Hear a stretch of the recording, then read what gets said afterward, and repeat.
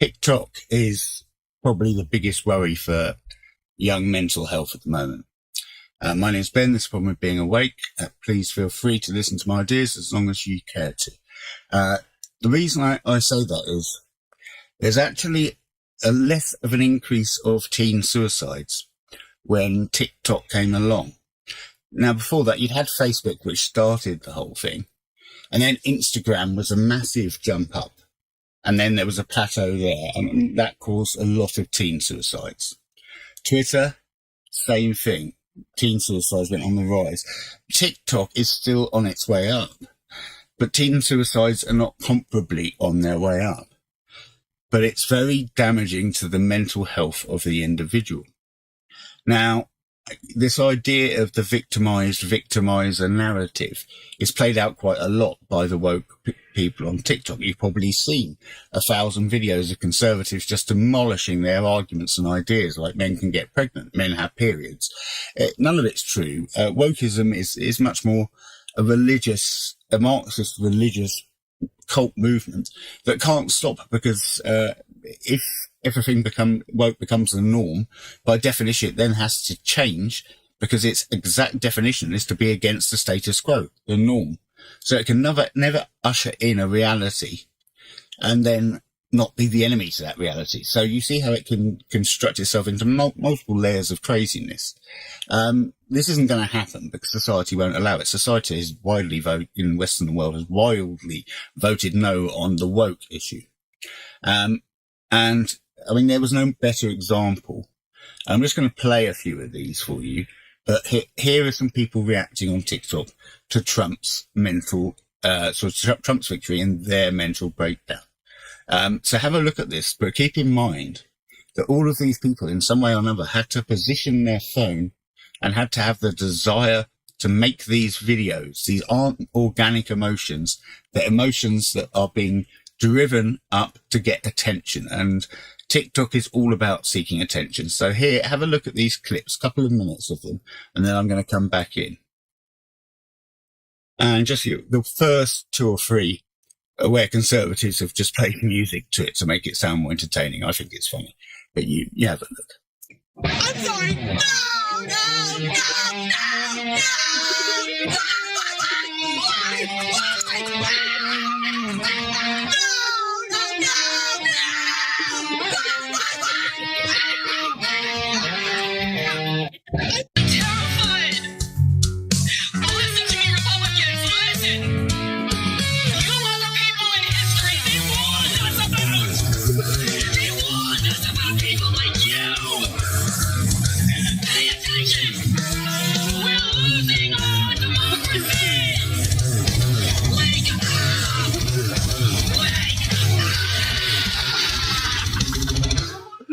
If you've lost faith in humanity, clap your hands. Wait for it. If you've lost faith in humanity, and this is your villain origin story, if you've lost faith in humanity, clap your hands.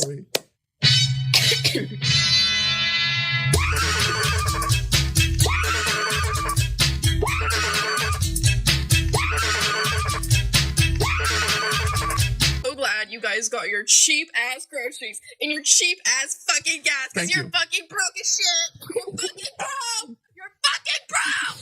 Bro, I said I'm fucking dick serious. You're fucking broke. If you're a Donald Trump supporter, you're ugly and dumb. Okay. And that's sad for you. And what's even sadder is that you don't even realize how ugly and dumb you are. Just scum. Bottom of the barrel scum. Literal pond scum. They're bad. Go fuck yourselves. Also, Donald Trump supporters, please come into my comments with those stupid copy-paste laughing emojis. I would love to go on every single one of your profiles and reply with a personal insult, because all of you are so worth insulting. It's not even hard. Because again, ugly and dumb. So that was fun. I actually enjoyed my elbow dancing along to those first ones, but it is serious. If you look at the first person, that's actually quite a famous reaction to Trump's victory. You compare it with or without the music. I like the fact they've managed to play the Patriot song in there. But what you've got to realise is that on TikTok, they set themselves up to then show their breakdowns on TikTok. So they're not real breakdowns. I mean, actually, a real nervous breakdown is very rare. In all my years as a therapist, I've only met one other person who's had one, because it completely messes with your nervous system if you have a nervous breakdown. So you don't recover from a nervous breakdown. People get overwhelmed and they say they've had a nervous breakdown, but nobody really ever has. Like, I've got lots of questions to test that. The first one is, how was the incontinency? Because if you've had a nervous breakdown, your nerves are not signaling that you need to go to the toilet when you actually do. So, that's what a nervous breakdown is. It's a breakdown of the signaling system from your brain to your body. It's not a mental breakdown. Now, do these people need help? Yes. Will they accept help? Not at the moment, because I still think there's some life left in wokeism, whereas Donald Trump's election was a big knockout punch to it.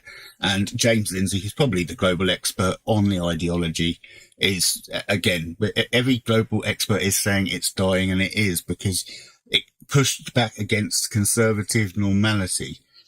And because of the idea of wokeism, which is a Marxist religious-based cult ideology based on victimhood and oppressor-oppressed mentality, so keeping people in the mentality of being victims, that's not good, because that's been done by identitarians on the far left, in academia, in government, in the workplace, who are pushing these agendas on kids. And that being a victim and feeling like a victim and feeling that social justice is the most important thing in the world is actually a horrible mental state to be, because the amount of hate you have to harbour to get involved in that is really quite strong. And the difference with TikTok and teen suicide is it hasn't had the suspected rise in that, but I put that down to the fact that people can find echo chambers for their beliefs. So all those videos are about TDS. I mean, notice the final one said, please leave a comment so I can come back and insult you personally, as if she's important. I make these videos. I've been doing this for years. I am not particularly important.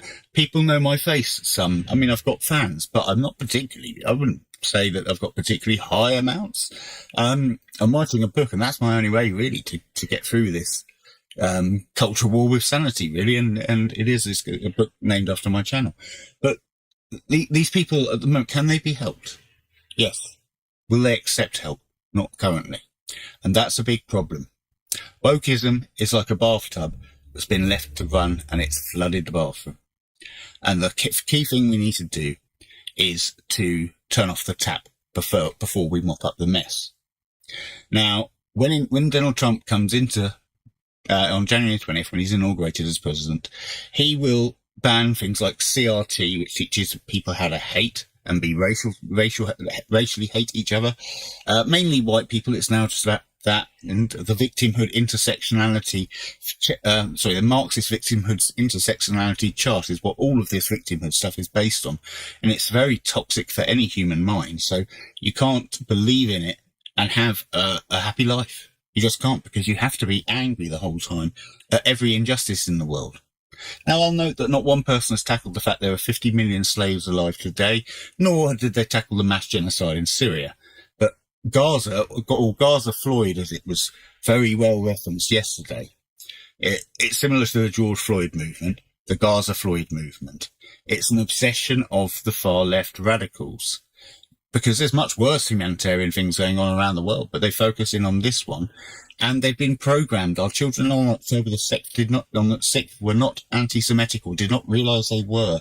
But come the 7th, my God, they were. And there's been a protest every day in London and every day in New York, since sometimes up to 70 in New York, of people protesting anti-Israel and now pro-Hamas and all that kind of thing. And it's horrible. And when we celebrated Veterans Day, they celebrated Martyrs Day.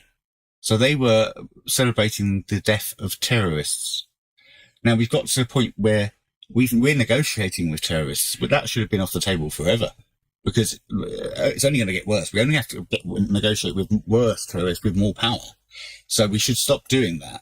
But make no mistake, this was propagated by our enemies, and I can prove it, because the first donation that started wokeism was $7.2 billion from Qatar given to the UN, and it was spread through their various tendrils who are all quite corrupt, the most corrupt being UNESCO. Now, UNESCO has basically ensured that gender theory, queer theory, and transgender story hour and CRT are part of the curriculum in the US and in the UK and in Europe. Now, to various elements, some of that's been taken out. Donald Trump will take it all out. So we won't have this problem again, but we do have it now. And the solution is these children can come back. They can be de-brainwashed. They can get rid of their colonial ideas of seeing the world, history, and wanting to delete it rather than learn from it. Because if you don't pay attention to history, you're doomed to repeat it. But if you delete it, you're guaranteed to repeat it. And we don't want a repeat of 150 million communist far left deaths in gulags due to Chairman Mao and Stalin between them. It could be 120 to 150 is the estimate between them. We don't want that coming back into this world. We don't want another Hitler. And by the way, Trump isn't anything like Hitler other than the fact he breathes air and he eats food. There's no other comparison to them. There was much more of a comparison to the Democrat Party and Hitler and Kamala Harris and Hitler than there ever was Donald Trump and Hitler. Because they had the three things you need to be a totalitarian state. You need your legal arm to weaponize itself against your opponents. That was done against Donald Trump and John F. Kennedy. And you need your spy agencies to censor and spy on your systems. That was done through Facebook, the FBI, and the CIA.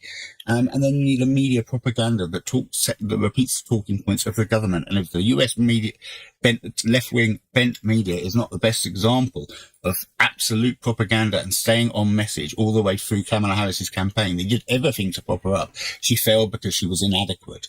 And they were inadequate because they weren't reporting the news. They weren't objective. They were simply opinion people who kept saying the same thing. Threat to democracy for Trump's Hitler. Now they're struggling because they know it's not true, but they can't go back totally. So it's becoming a ridiculous thing in America, but it's creating the victimhood mentality and teaching it and indoctrinating it into so many people in Gen Z has done so much real life damage that these people might never be able to come back and lead normal lives. And that, I believe, is a very sad thing. So just remember, when you're seeing someone break down on Twitter, it's not real because they've set up their TikTok thing. Because otherwise, how's the video there? If you had a real breakdown, you wouldn't video it. That's not how the life works. You might have had one and thought, I need to have another one and video it so I get likes and followers or whatever it is that you're looking for to satisfy you for that day. Because you've got depressive hyperarousal disorder and you have to be satisfied every day inside your echo chamber. So I'll leave it there, but TikTok is the most, I believe, damaging to young mental health of all of the platforms at the moment. But that it has contained a bit of teen suicide because of these comfort bubbles. So we'll see what happens. But at the moment, TikTok is a very dangerous place to be. And it's a very dangerous place to be if you want a clean mind and you want to live a contented life. So I'll leave it there. You be the judge. Please do leave comments and likes and subscribes and all that YouTube jazz. I enjoy making the video. You be lucky this week. I'll be good. And I'll see you soon.